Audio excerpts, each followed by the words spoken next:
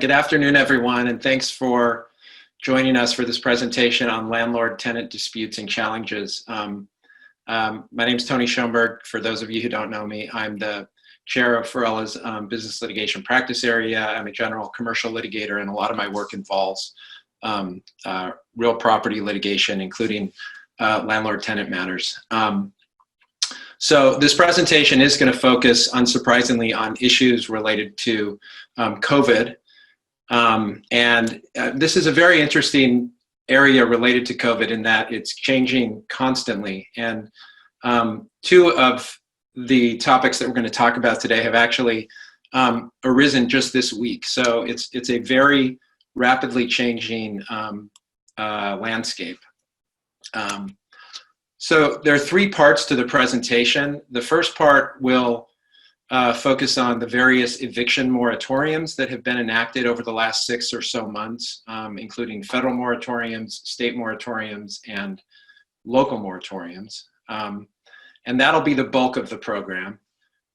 There will then be some discussion of litigation that has been filed challenging some of the moratoriums and how those lawsuits have proceeded. And then I'll have a few words at the end about tenant bankruptcies, which of course is an issue that is happening and that probably will continue to happen with more frequency as time goes on through this pandemic. If anyone has questions, like Margaret said, feel free to put them in the chat. I don't think this presentation is going to last much more than, say, 30 minutes. It should be fairly quick. So we will have plenty of time for questions and answers at the end and for discussion. Anyway, without any further ado, let me start by getting into the eviction moratoriums. So at the federal level, you may remember the CARES Act that was enacted, I believe, in April, and it was the big piece of federal legislation that was enacted to try to help people deal with the fallout from COVID and from sheltering in place and all that. And the most famous part of the CARES Act was that it provided a $600 a week income stipend to people, but it also had an eviction moratorium. That moratorium was a 120-day eviction moratorium that applied to certain rental properties that had been financed through various federal programs. But that moratorium expired in July, and then tenants had 30 days, landlords had 30 days in which they could give notice to tenants that they were going to file eviction proceedings. That 30 days has now come and gone. So as of August 24th, there was no federal eviction moratorium. There was an executive order in early August that talked about directing certain agencies to look into moratoriums, but the executive order was really aspirational. It didn't have any actual requirements in it or obligations.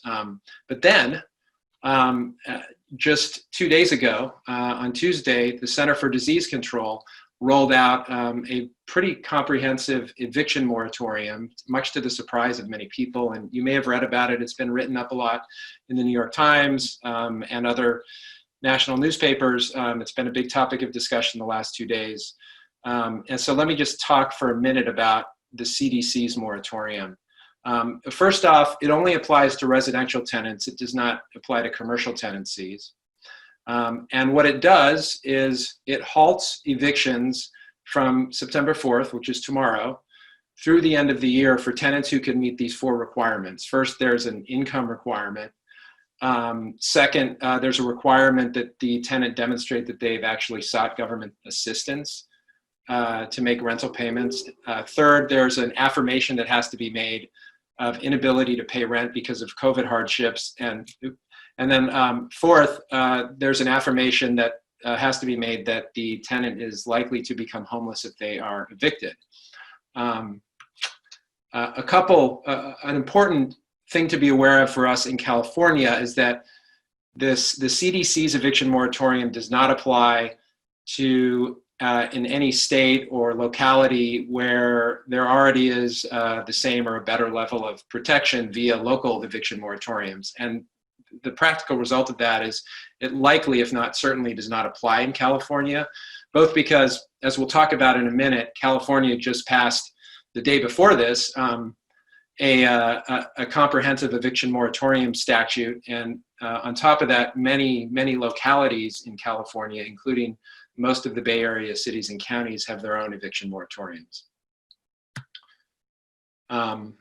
One other thing I wanted to mention, just FYI, on the federal moratorium topic, is the Federal Housing Authority many months ago did implement a moratorium on foreclosures and evictions for homeowners who live in FHA-insured single-family mortgages, or have FHA-insured single-family mortgages, and that has been extended through the end of the year.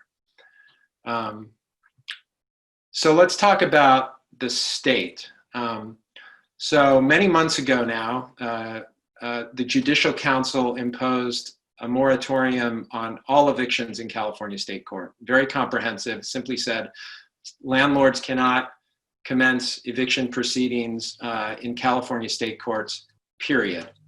That moratorium expired as of September 1st. And for those of you who don't know what the Judicial Council is, the Judicial Council is, it's basically the governing body for the California judiciary, and the Chief Justice of the California Supreme Court is basically the head of the Judicial Council. And the Judicial Council issues rules and guidelines for the courts, typically. And so about a month ago, the Chief Justice made a public announcement and said that this moratorium was going to end as of September 1st, because basically she said it's really the legislature's job to deal with this, and if there's going to be a moratorium, it's really a legislative function, not a judicial function. The governor issued an executive order, and then it was extended various times through subsequent executive orders pretty early on in the COVID pandemic. And the executive order simply suspended state law limitations on local jurisdictions that impose eviction restrictions. Effectively, that simply means that California state law does not preempt local eviction moratorium. So it was just an affirmation or a assurance to the local counties and cities that their moratoriums would not be preempted by state law. And that has been extended and expires at the end of this month. But the big news, as you probably read, is on Monday evening, late, the governor signed Assembly Bill 3088, which is a statewide eviction moratorium statute. You may have read before that there were various competing bills, some in the state assembly, some in the state senate, that were going to impose moratoriums. One was, I think, 1436, I believe, had gotten a fair amount of press and a fair amount of criticism also from property owners and landlords who thought it was too tenant friendly. So over the past week or so, there was a flurry of activity in Sacramento involving kind of both sides, tenant advocates, landlord advocates, and they reached really what has been characterized as a compromise bill that tries to give both sides kind of some of what they want. So just to give you some of the basics of Assembly Bill 3088, first of all, it doesn't apply to commercial tenancies. And it only applies to residential tenancies. It applies that it provides that if a tenant misses rent between March 1st, or I should say missed rent between March 1st and August 31st of this year, that gets converted into civil debt. A tenant cannot be evicted for that. So in that instance, the landlord is not without a remedy, but the landlord, basically the remedy is you have to go to court and you have to sue your tenant. And depending on how much rent is owed, that lawsuit might take place in small claims court, or if the back rent is high enough, it would take place in Superior Court. For rent that is missed from September 1st through January 31st, tenants have to pay 25% of the rent to avoid eviction. So if they can pay 25% of the rent, the landlord's remedy cannot be to evict them. The remaining 75% gets treated as civil debt. And the statute also changes the notice period for evictions from a 3-day notice period to a 15-day notice. So I think the idea was to give tenants a little bit extra time to come up with at least that 25% to avoid eviction. A couple other important points here. The statute grandfathers in existing local eviction moratoriums, but it does prevent new ones from being passed. So as we'll talk about in a minute, there already exist many, many local eviction moratoriums, and those remain in effect, notwithstanding this state law. It does expire by its terms on February 1st of 2021, but further legislation is very much expected. David Chu, who was one of the primary authors of the bill, was quoted as saying, "This is a stopgap measure, and the legislature fully expects that there will be further legislation to address these issues going forward." So there certainly is more to come on this topic at the state level. So now I want to talk a little bit about local eviction moratoriums. Most of the local counties and cities have enacted various eviction moratoriums. There's a fair amount of variation. Most of them, however, do have separate moratoriums on commercial evictions and residential evictions. So what I'm going to do is talk a little bit about moratoriums in some of the bigger cities here locally, so you can get a sense for what they're like. Some of these are pretty detailed moratoriums, so if I'm missing some of the finer details and you're aware of them, I apologize for that, and certainly actually don't hesitate to correct me, or if you think there's something that I've not mentioned or included that's important. In San Francisco, the commercial moratorium applies to commercial tenants and subtenants who are registered to do business in San Francisco and who have, with gross receipts of 25 million or less in 2019. And under the moratorium, if a tenant misses a rent payment during the duration of the moratorium, the landlord then has to give the tenant notice and at least 1 month to cure before recovering possession. The tenant then has the ability to provide documentation to the landlord of inability to pay due to COVID-19 related financial impacts, which would then extend the cure period by a month. And a tenant can do that for up to 6 months. And this moratorium has been extended through September 14th. I think it's quite possible it might get extended again. Mayor Breed has generally been extending these moratoriums on a monthly basis. And to be clear on how the 6 months works, if a tenant failed to pay rent back in May, let's say, they don't get 6 months starting on September 14th when the moratorium ends. It's 6 months starting on whenever the rent was first missed. So that's kind of, those are the basics of how the San Francisco commercial tenancy moratorium works. San Francisco also has a residential moratorium, and it simply provides that tenants who are unable to pay rent due to COVID-19 between March 13th and the expiration of the moratorium order cannot be evicted until 6 months after the order expires. And currently the order expires at the end of September 30th, and that means that no evictions are possible until April 1st, 2021. Oakland has a moratorium as well. The commercial component of the moratorium, that is the component that applies to commercial tenancies, it only covers what are defined small businesses as defined in Government Code Section 14837D.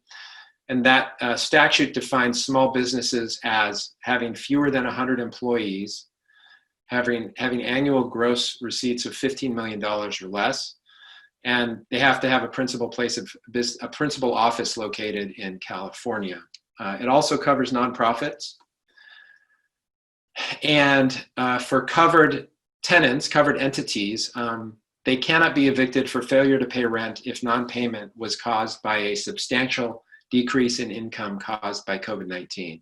And the moratorium does not define what that means, what a substantial decrease in income means. So query, how substantial it needs to be.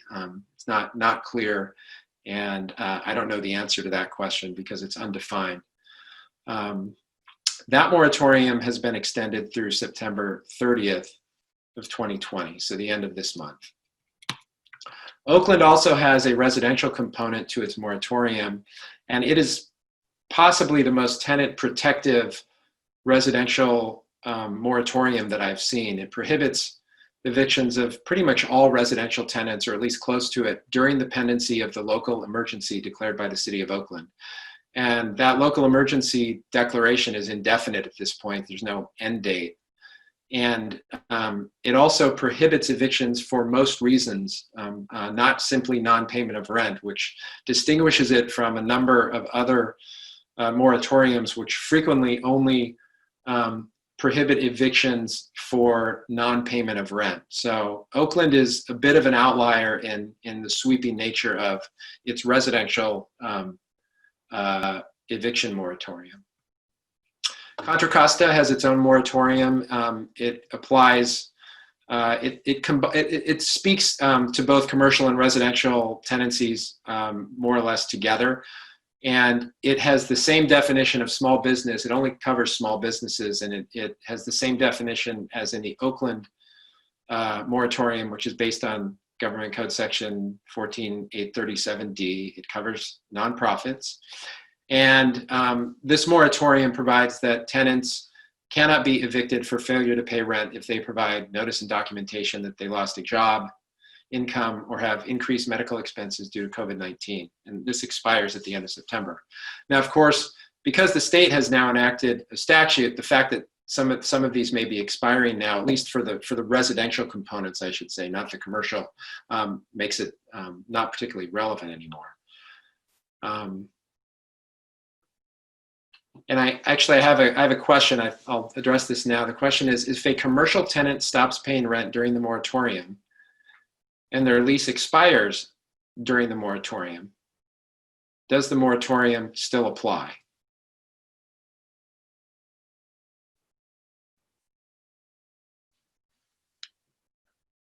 I can't definitively say that I know the answer to that. I think the answer is yes. Because the moratoriums don't speak to exceptions for where leases expire during those time periods, and so that would be my expectation. It's an interesting question, though. It's not a fact pattern that I've come across. Santa Clara County and San Mateo County, both of their moratoriums expired. I want to make a couple points about that, though. Like I said, a lot of cities have enacted moratoriums as well. And so the fact that Santa Clara County and San Mateo County have moratoriums that have expired doesn't mean that every city within those counties is without a moratorium. And also, of course, the state has now enacted a moratorium for residential tenants, which will cover residential tenancies everywhere in California. So I want to now move to litigation challenges that have been filed against some of the moratoriums, which I think is kind of an interesting topic. In June, several real estate trade organizations sued in San Francisco Superior Court to challenge the San Francisco Eviction Moratorium. And their main argument was that it is preempted by California law.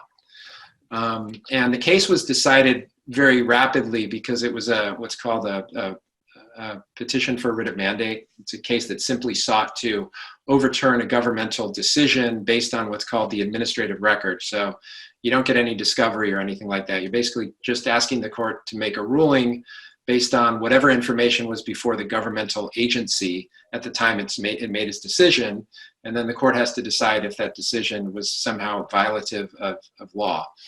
And in this case, on August 3rd, a San Francisco Superior Court judge ruled in favor of the defendant, who in this case was the city of San Francisco. So that challenge was rejected. The court found, among other things, that the moratorium was a proper use of the city's police power. There were several lawsuits filed around the state, none in the Bay Area, not terribly surprising, that challenged the Judicial Council's eviction moratorium. And the primary argument there was that it violated separation of powers. Effectively, the argument was that it was the judiciary trying to legislate. And interestingly, when the Chief Justice announced the end of the moratorium, she actually sort of agreed with them. She said, this is not really the judiciary's job to decide whether there should be a moratorium on evictions. She said it's the legislature's job. And so these cases, of course, are now moot because the Judicial Council's moratorium has expired. So the last section here is on tenant bankruptcies. And tenant bankruptcies are on the rise, unsurprisingly. They're, in particular in the retail sector, they really seem to be a big issue. And I want to just say a few words about them because I think there's some basic principles that everyone should understand. I would also note that my partner, Gary Kaplan, is on this Zoom. I am not a bankruptcy lawyer. And the content of this last part of the program was mostly taken from an article that Gary wrote. So I'm going to encourage Gary, if I misspeak or if I get anything wrong here, do not hesitate, Gary, to correct me.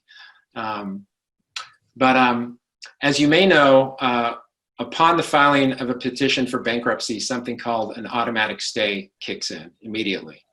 And the automatic stay, or the bankruptcy stay as it's sometimes called, basically prevents any action against the debtor or their property.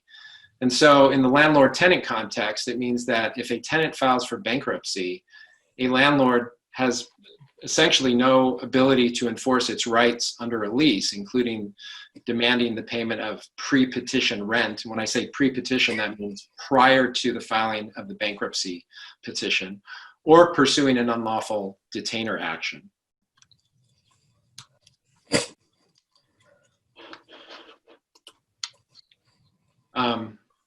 Generally speaking, a tenant who files for bankruptcy will have 120 days, although that sometimes can be extended up to 90 days. But they'll have that amount of time after filing for bankruptcy to decide whether to either assume and assign to another party or reject its lease. As you may know, in bankruptcy, debtors have the ability to, or have to either assume and assign, or reject their executory contract. So this is part of that. If the debtor decides to reject the lease, the debtor is required to continue to pay rent post-filing of bankruptcy, and it has to continue paying its other post-filing obligations under the lease from the date of the bankruptcy filing until they reject the lease. And as noted in the parenthetical, the court may defer that for up to until 60 days after the bankruptcy filing. But rent and obligations that accrued prior to the bankruptcy, the debtor does not have to pay. The filing of the bankruptcy petition cuts that off. If the debtor rejects a lease, it is also deemed a breach of the lease, and that then allows the landlord to terminate the lease and to retake possession of the premises. And in that instance, the landlord can also assert a claim for damages resulting from the lease rejection against the bankruptcy estate. And the calculation of the damages in the first instance is governed by state law, but it's subject to a cap under the bankruptcy code.